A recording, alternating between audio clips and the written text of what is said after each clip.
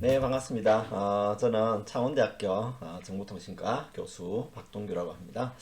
오늘 사실은 조금 시간이 늦었는데요. 제가 이렇게 카메라를 켜고 구독자 여러분들께 좀 얘기를 드리고자 하는 거는 구독자분들 중에서 이제 그 교수님들도 꽤 계시거든요. 그래서 좀 제 개인적인 느낌으로 이렇게 대면 수업 그리고 비대면 수업에 대해서 저희 경험 그런 것들 좀 공유하고 허심탄회하게 한번 교수로서 느끼는 조금 고뇌, 어려움 이런 걸 조금 얘기 드리고자 이렇게 카메라를 켜게 됐습니다. 우선 2020년 1학기 그죠? 굉장히 역사적인 해죠. 코로나19로 인해 가지고요. 학생, 교수, 학교 이게 모두에게 굉장히 혼란스러웠던 학기였습니다. 그러니까 준비가 안 돼 있었잖아요. 그죠? 그래서 참 어려움이 많았는데 어쨌든 지금은 이제 2학기에 들어가게 됐고 또 저도 나름 이제 강의에 대해서 많은 경험을 하게 됐습니다. 그래서 개인적인 느낌이고요. 개인적인 경험입니다. 그렇지만 이런 것들을 제가 공유함으로써 많은 교수님들께 조금이나마 도움이 될 수도 있지 않을까. 그리고 또 제 유튜브의 댓글을 통해 가지고 교수님들께서 또 경험을 나눠주신다면 그걸 통해서 저도 많이 배울 수 있을 것 같아가지고 카메라를 이렇게 켜봤습니다. 우선 정리를 하면 이제 수업의 방식에 따라 나눈다면 대면 수업, 비대면 수업 이렇게 나눠볼 수 있겠죠, 그죠? 아마 이제 대부분의 대학에서는요 방식이 대면 수업이었고요, 비대면 수업, 이제 원격 수업이라고도 했는데 그게 이제 일부 이렇게 수용되고 있었습니다. 그런데 이제 2020년 1학기가 되면서 거의 대부분 이제 전면 비대면 수업으로 넘어가게 됐죠, 그죠? 그러면 이제 비대면 수업도 나름 좀 분류를 해볼 수 있을 것 같아요, 그죠?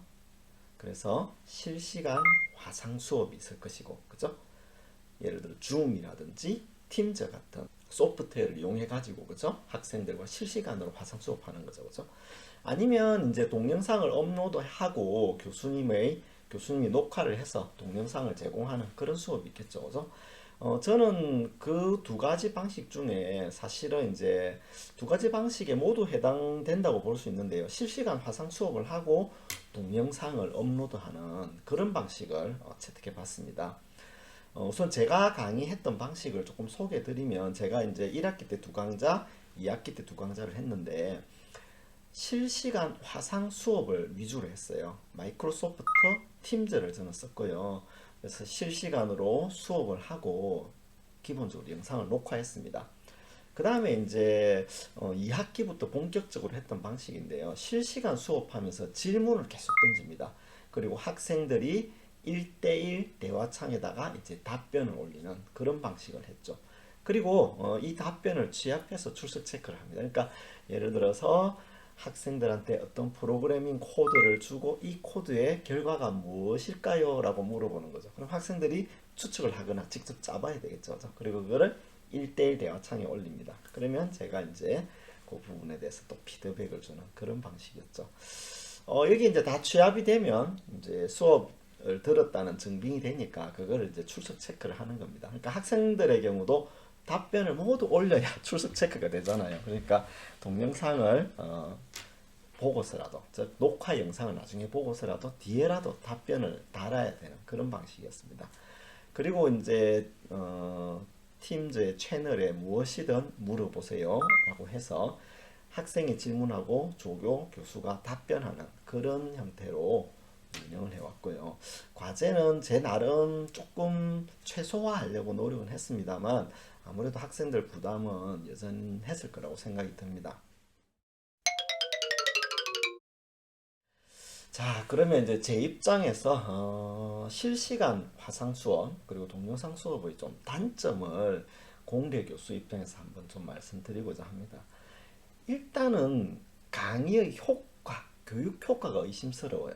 강의하고 교육은 다르잖아요, 그죠? 내가 교육을 한다는 것은 강의 이외의 것도 모두 다 포함될 수 있는데 특히 이제 평가 부분이 어려웠어요. 그러니까 1학기, 2학기, 중간 시험, 기말 시험을 통해서 교육적인 효과, 학습 내용을 확인을 해야 되는데 그게 굉장히 어렵습니다. 물론 이제 과제도 있고 뭐 수업 시간에 물어보는 것도 있었지만 사실은 그거 가지고는 조금 충분치가 않았고요. 온라인 시험을 칠 수 있지 않느냐 했는데 사실 이게 이제 부정행위에 대한 완벽한 대책이 부족해서 오히려 이제 그게 또 학생들 간에 불신을 만들 수도 있고 그건 너무 조심스러웠어요. 그러다 보니 이제 대부분의 학생들은 굉장히 좋은 학점을 받는 또 그런 경우도 있었죠. 그러면 이제 이런 질문이 드는 거죠. 나의 교육으로 인해서 학생들이, 저는 이제 프로그래밍, 자료구조, 알고리즘을 강의했었는데요.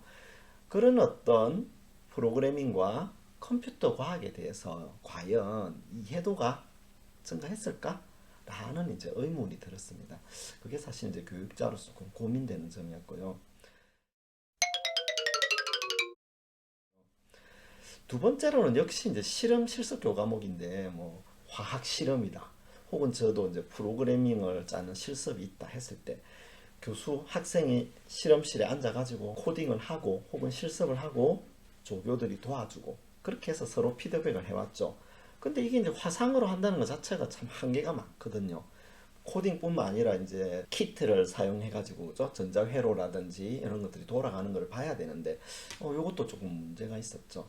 그래서 예를 들어 교수님이 열심히 동영상을 만들어서 이렇게 이렇게 합니다라고 실습하는 영상을 보여주는 것 하고 직접 하는 것 하고는 완전히 다르잖아요. 그래서 이게 불완전한 교육 환경이 한계가 있더라.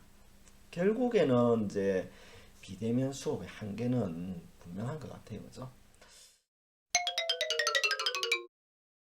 그 다음에 이제 많은 교수님들께서 공감하실 건데, 와, 강의 준비 너무 힘들더라. 그런 이제 피드백이 굉장히 많았습니다. 2시간짜리 영상을 열심히 녹화를 했는데, 인코딩이 안 되더라. 그래서 같은 영상을 3번, 4번 했다. 너무 힘들었다. 그래서 동일 교과목 강의를 대면 수업보다 2배, 3배 더 많이 노력해서 컨텐츠를 만들어야 되었다. 라고 하는 정말로 어떤 어려움을 토로하는 교수님이 많았습니다. 저 같은 경우는 이제 유튜브 활동을 한 5, 6년 했기 때문에 사실 이런 문제는 크게 없었지만 정말로 이번 학기에 처음 비대면 수업이나 동영상 수업을 하신 분들은 이런 프로그래밍을 익히는 자체가 너무 스트레스였을 거라고 생각이 듭니다. 그리고 이제 저의 경우도 이제 실시간 수업을 하다 보니 또 하나의 문제가 있었어요. 바로 프라이버시 문제입니다. 제가 열심히 이제 강의를 하는데 제가 또 학교에 또 직책을 맡고 있다 보니 급한 또 공문 결제를 합니다 하고 전화가 오는 거예요. 혹은 이제 방문객이 온다든지 수강생의 카메라가 온 돼가지고 학생의 뭐 개인 방이 노출된다든지 그런 경우가 있어가지고 저는 뭐 어쩔 수 없지만 수강생들은 이제 뭐 처음에 마이크를 켜고 카메라를 켜고 이렇게 요구를 하다가 나중에는 이제 뭐 끄고 그냥 참여하라 이렇게 요구를 했습니다. 그래서 학생들이 이제 끄고 참여를 했고 대신에 이제 채팅을 통해 가지고 저와 소통을 했죠. 그게 이제 익숙하긴 했지만 이게 참 이 제가 지금도 혼자서 이야기하지만 이게 뭔가 벽을 마주하고 정보를 전달하는 느낌? 이 부분에 대해서는 나름의 심리적 장벽이 이렇게 극복이 안 되는 것 같아요. 뭔가 자연스럽지 못한 거죠. 그죠? 그 다음으로 느낀 건 이겁니다. 쌍방향 소통이잖아요. 교육은. 그죠? 학생이 수업 중에 사실은 교수로부터 이 정보도 받지만 인성이라든지 이런 부분에 대해서도 교수의 행동, 말하는 투 이런 것들이 다 어떤 교육의 어떤 결과물이라고 생각해요. 그죠? 그런데 이게 정보 전달 위주잖아요. 그죠? 뭐좀 개인적인 얘기도 하고 약간 엿길로도 새고 이렇게 함으로써 학생이 아 저런 교수님의 사회적 경험이 있었고 어려움이 있었구나라는 것을 간접적으로 한번 체험해 볼 수도 있는데 화상 수업 자체가 그런 개인적 경험을 참 얘기하기가 어렵죠. 그러다 보니 이제 정보 전달 위주로만 가는 거예요. 그러다 보니 아쉽더라는 거죠. 교육이라는 게 과연 정보 전달이 모두일까? 라고 하는 생각이 저는 들었습니다. 그러면 이제 동영상 녹화 수업이나 화상 수업의 장점은 뭘까요? 일단 이제 동영상 녹화를 하는 교수님의 제가 이제 피드백을 받아본 바로는 시간이 자유롭더라. 주말에 열심히 녹화해가지고 그죠? 올려놓고 주중에 학생들이 그걸 볼 수 있도록 함으로써 주중에는 교수님이 논문을 쓴다든지 기타 활동을 좀 할 수 있더라. 라는 그런 피드백이 있었고요. 반면에 이제 저같이 실시간 화상 수업을 하는 경우는 시간이 자유롭지 못해가지고 상당히 힘들었습니다. 대면 강의 하듯이 그 시간에 그 컴퓨터에 앉아 있어야 되고 그죠? 그렇지만 대면 강의처럼 뭐 이렇게 학생들하고 이야기하면서 웃으면서 하지는 못했거든요. 그 다음에 이제 동영상 녹화 수업의 장점 두 번째로는 영상 정보의 재활용이 되더라. 그래서 교수님들이 이제 강의 영상을 녹화해가지고 그죠? 학생들에 제공해서 학생들이 강의를 놓치잖아요. 그러면 다시 들을 수가 있죠. 이런 부분들이 굉장히 유용했다는, 이건 사실은 이제 학생들의 장점이 되겠지만요. 교수자 입장에서도 녹화한 영상을 들려줌으로써 그죠? 정보 전달의 어떤 효용성을 조금 더 높일 수가 있더라 라는 그런 어떤 피드백이 있었습니다. 이제 제가 많이 했던 실시간 화상 수업으로는요, 1대1 대화창에다가 계속 학생들한테 물어봐요. 처음에는 이 뭔가 벽을 보고 떠드는 느낌이 너무 힘들어가지고 강의 진행하기가 쉽지가 않았습니다.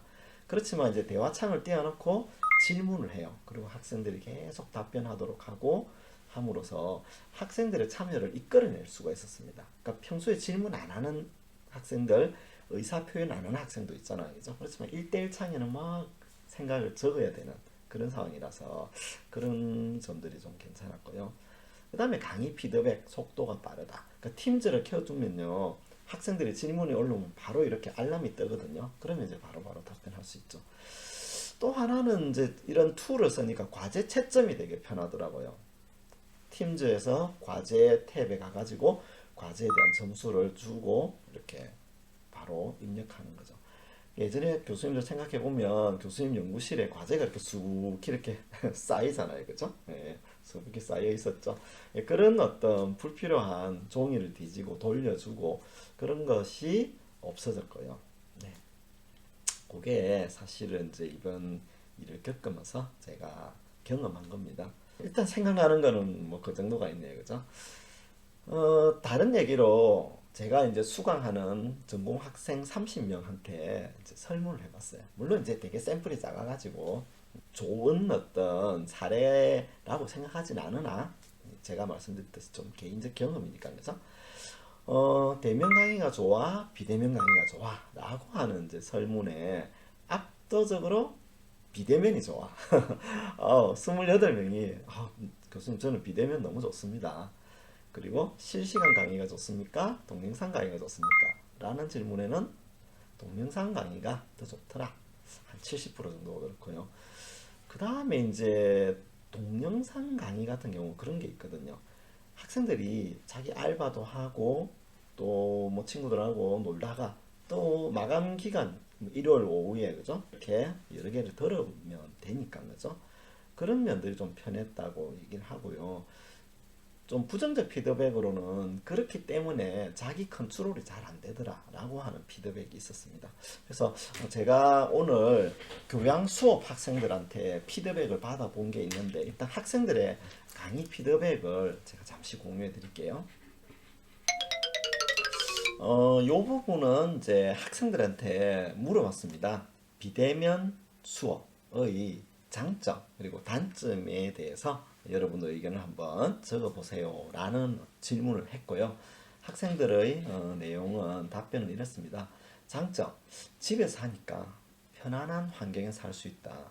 학교를 왔다 갔다 하는 것보다 더 편하더라 하는 거죠. 그래서 단점은 직접적 소통이 불가능하고 채팅이라는 간접적인 수단으로만 소통이 가능하더라. 그런 점을 단점으로 뽑았고요.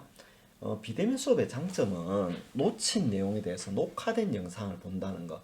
참 좋은 것 같아요. 그죠? 심화 학습할 수 있다는 거죠. 단점으로는 모르는 문제에 대해서 질문하고 답변을 듣는데 시간이 많이 걸리더라. 그러니까 직접적인 피드백이 좀 안 되는 거죠. 그죠? 그래서 조금 그런 부분들이 있고요.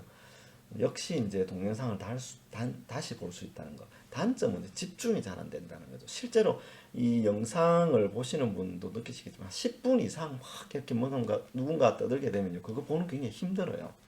그죠? 집중도가 확실히 떨어집니다. 그래서 여기 나와 있다시피 집중도는 확실히 비대면보다 높은 것 같다. 그죠? 대면이. 근데 이제 이동 시간이 낭비되잖아요. 그죠? 대면 수업하려고 그러면. 그리고 수업 내용을 놓친 부분이 있다. 그러면 수업을 듣는 지인이 없을 경우 해소가 안 되는데, 그죠? 다시 볼 수 있다는 거. 그런 부분들 같습니다. 그죠? 네, 그런 부분, 그런 내용들이 주로 여기에 나와 있을 거예요. 그 다음에 이제 시간표에 딱 맞춰서 자기의 일정을 짜야 된다는 거. 세비해가지고 비대면 수업 같은 경우는 자기 스케줄을 자기가 굉장히 자유롭게 조정할 수 있다는 거겠죠. 그죠? 역시 이제 여기 나와 있다시피 실시간 화상 수업은 이동 없이 편하게 들을 수 있다는 점. 그죠? 그리고 저는 이제 녹화 영상을 올렸기 때문에 녹화 영상을 통해서 복습이 가능하다. 그 다음에 역시 이제 단점은 실시간으로 질문하는 게 조금 어렵다는 거, 그죠? 그 다음에 이제 화상 수업은 집에서 편하게 들을 수 있다. 역시 그렇죠, 그죠? 그리고 집중력이 흐트러지더라. 그 다음에 이제 비대면의 장점은 통학 시간이 긴 학생들. 이것도 중요한 것 같아요. 왜냐하면은 중고등학교만 해도 대부분의 학생들이 생활 근거지에서 학교가 있죠. 대학은 다르잖아요, 그죠? 그러다 보니 이제 예를 들어 이런 경우 있어요. 그 중간고사 전까지는 비대면으로 해요. 그리고 중간 이후에 중간 시험 치고 나서 이제 대면 수업합니다. 그러면 학생 입장에서는 그 두 달을 위해서, 그죠? 두세 달을 위해서 짐 다 싸가지고, 그죠? 원격지에 있는 타도시에 와야 되죠, 그죠? 그래가 한 두 달, 세 달짜리 방을 구해야 되는데 방 구하기가 그렇게 쉽지가 않거든요. 그런 점도 있는 것 같아요, 그죠? 실시간 화상 수업의 장점이라고 하면 이런 것도 있어요. 자기 집에 있는 컴퓨터에서 프로그래밍을 하는 거예요. 그러면 굉장히 환경이 잘 구축돼 있죠, 그죠? 그런데 이제 학교에 가서 하려 그러면 환경이 다르잖아요, 그죠? 내가 만지던 컴퓨터를 다른 친구들이 건드리게 되고 그러면 또 환경이 흐트러지고, 그죠? 그런 부분에 대해서 학생이 단점이라고 생각하는 것 같습니다, 그죠? 네, 뭐 이런 내용들이 주로 이제 대면 수업에 대해서 장점과 단점으로 학생들이 뽑고 있었습니다. 네, 이렇게 이제 학생들의 피드백까지 제 나름 조사한 거를 이렇게 한번 읽어봤습니다, 그죠? 대면 수업하고요. 이게 이제 비대면 수업은 워낙 종류도 많고 다양한 도구가 있잖아요. 그죠? 근데 이제 느낀 거는 강의에 대한 접근법이 많이 다르더라는 거죠. 여러 유형의 강의 방식이 나올 수 있고 하나의 어떤 뭐 획일화된 어떤 표준화된 그런 방식이 존재하지 않는 것 같아요. 도구 자체가 너무 다양하고요. 그래서 저의 경험을 이렇게 공유를 해봤습니다. 많은 교수님들께서 강의의 노하우를 공유하고 또 어떤 지혜를 모은다면 저는 굉장히 좋은 어떤 비대면 환경에서도 좋은 강의법이 나올 수 있지 않을까라는 좀 희망 섞인 기대를 해봅니다. 네, 이것으로 저의 이야기는 마치도록 하겠습니다. 네, 경청해 주셔서 감사합니다.